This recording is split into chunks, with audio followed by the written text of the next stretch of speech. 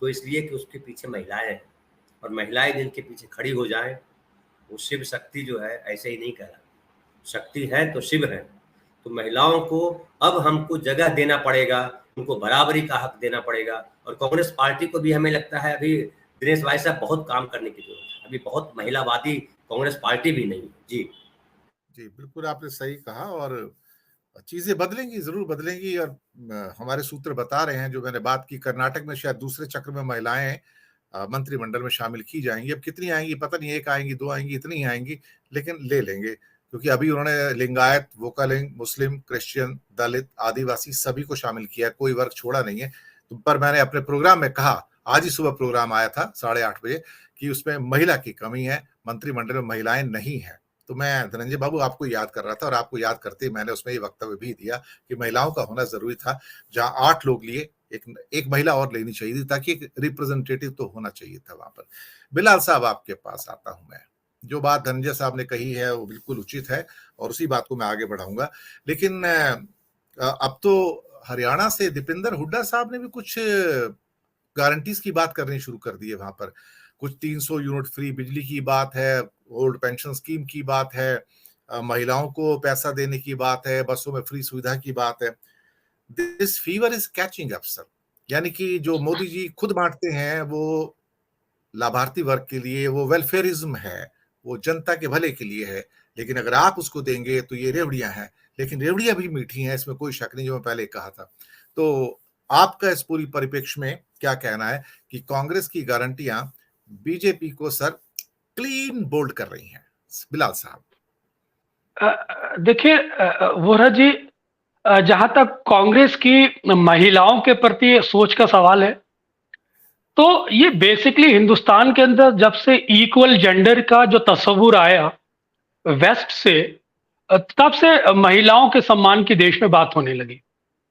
और देश में महिलाओं का सम्मान, अगर आप कांग्रेस के दृष्टिकोण से आप देखने की कोशिश करें, तो 1959 के अंदर पंडित जवाहरलाल नेहरू ने कांग्रेस की बागडोर इंदिरा गांधी को सौंप दी थी।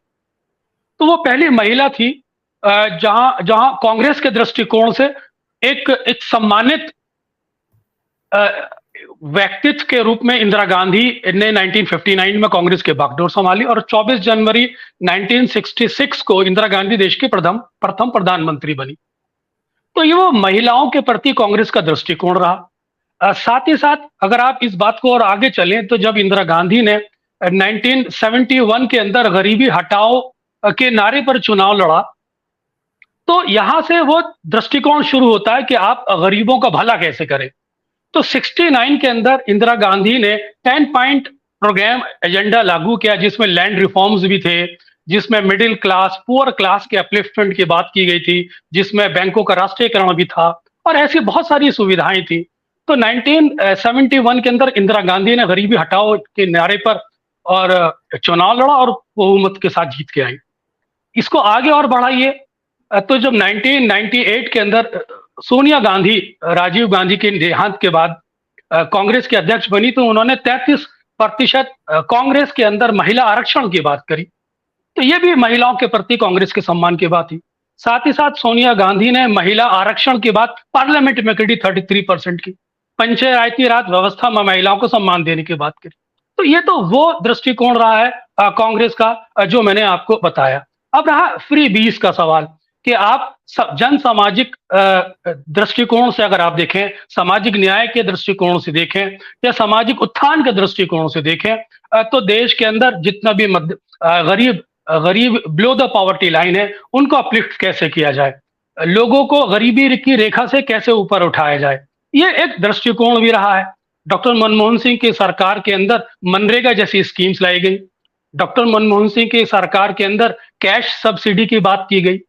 लेकिन बदकिस्मती क्या हुई कि डॉक्टर मनमोहन सिंह के यहाँ मनरेगा जैसी योजनाएं तो फली फूली, लेकिन जब कैश सब्सिडी किसानों की दी गई, तो उसका वो इतना प्रचार और प्रसार नहीं कर पाए जितना मोदी सरकार ने अपनी नीतियों का किया। तो ये जो योजनाएं हैं, इनका आप प्रचार और प्रसार जब आप करते हैं, तब ये आपके पॉलिटिकल एडवांटेज में कन्वर्ट होती है। कांग्रेस में ऐसी बहुत सारी योजनाएं दी, लेकिन मार्केटिंग के चलते कांग्रेस मोदी के मुकाबले पिट गई। आज जब समय आया है इसी तरह की योजनाओं का, तो कर्नाटक सरकार के अंदर जो 3-4 योजनाएं दी गई हैं, जिसमें गृह लक्ष्मी योजना है, गृह ज्योति योजना है, अन्य भाग्य योजना है, युवा निधि योजना है, उचित प्रणय प्रणय योजना, ये 4-5 योजनाएं मेरे सामने पेपर रखा है, उसमें एडवर्टीजमेंट आज सामने मौजूद है। तो ये योजनाएं हैं। एक और भी है जो पहले चल रही थी, इंदिरा कैंटीन की थी, जैसे अम्मा कैंटीन थी, इंदिरा कैंटीन थी, वो दोबारा से रिवाइव हो रही है वहां पर। Exactly, you right. तो ये सारी बहुत सारी योजनाएं हैं कांग्रेस ने दी। तो ये कांग्रेस ने इस मौजूदा योजनाओं को जहां अपने इतिहास से सबक सीखने की कोशिश की है, वहीं रीसेंट पास्ट के अंदर इसका जो एग्जीक्यूशन है राजनीतिक लाभ के दृष्टिकोण से, वो प्रभावित हमें नजर होता दिखा देता है जब केजरीवाल ने सत्ता संभाली और दिल्ली के अंदर इस तरह की जो योजनाएं लागू की, उसका एक पॉलिटिकल एडवांटेज हमें समाज में नजर आया।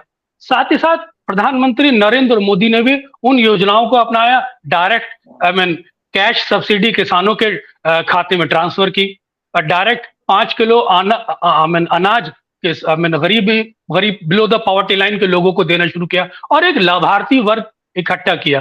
तो कुल मिलाकर जब आप जन सरोकार की बात करते हैं, जन सरोकार नीतियों की बात करते हैं, तो आप ये काम इसलिए करते हैं कि समाज का जो वो वंचित वर्ग है, जो जिसको बिलो द पॉवर्टी लाइन यानी कि अपनी जीविका के लिए एक संघर्ष कर रहा है, उसको कैसे आप ऊपर उठाएं।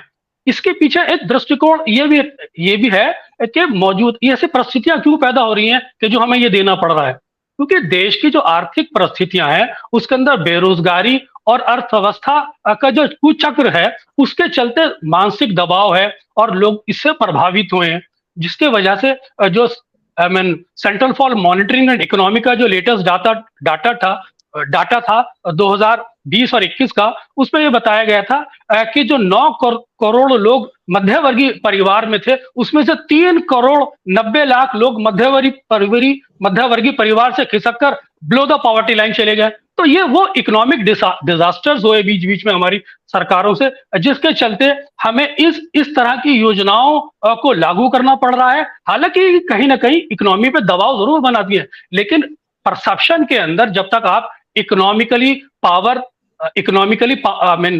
शक्ति इस तरह की स्कीम से नहीं गेन करेंगे, साथ ही साथ जब शक्ति गेन करते हैं फिर दोबारा इस तरह की योजनाएं लागू करके इस वर्ग को उठाते हैं। तो ये एक तरह का, ये कहिए कि एक दूसरे के पूरक है, इस तरह से पूरक है। तो कुल मिला के मैं यही कहना चाहूंगा, देश के अंदर इस तरह का ये ट्रेंड शुरू हो चुका है, चाहे वो कांग्रेस की सरकारें हो, चाहे वो केजरीवाल की सरकार हो, या भारतीय जनता पार्टी की सरकारें हो। लेकिन इन सब के पीछे जो देश की अर्थव्यवस्था है उसके अंदर आया हुआ बिगाड़, जिसके चलते बेरोजगारी बढ़ी है, इकोनॉमिक लोग मध्यवर्गीय परिवार से निकल के बिलो द पॉवर्टी लाइन गए हैं। इन सब के चलते इस तरह के दृष्टिकोण अपनाए जा रहे हैं, क्योंकि सरकारों ने अगर देश की अर्थव्यवस्था को सही ट्रैक पर लागू किया होता तो लोग मध्यवर्गीय परिवार से लेकर उच्च श्रेणी में आते और लोगों की सोर्स ऑफ इनकम बढ़ती। तो इस तरह की नीतिगत चीजों की जरूरत भी नहीं पड़ती। और रहा महिलाओं के प्रति किसी भी पार्टी के दृष्टिकोण का सवाल, तो वो इक्वल जेंडर के दृष्टिकोण से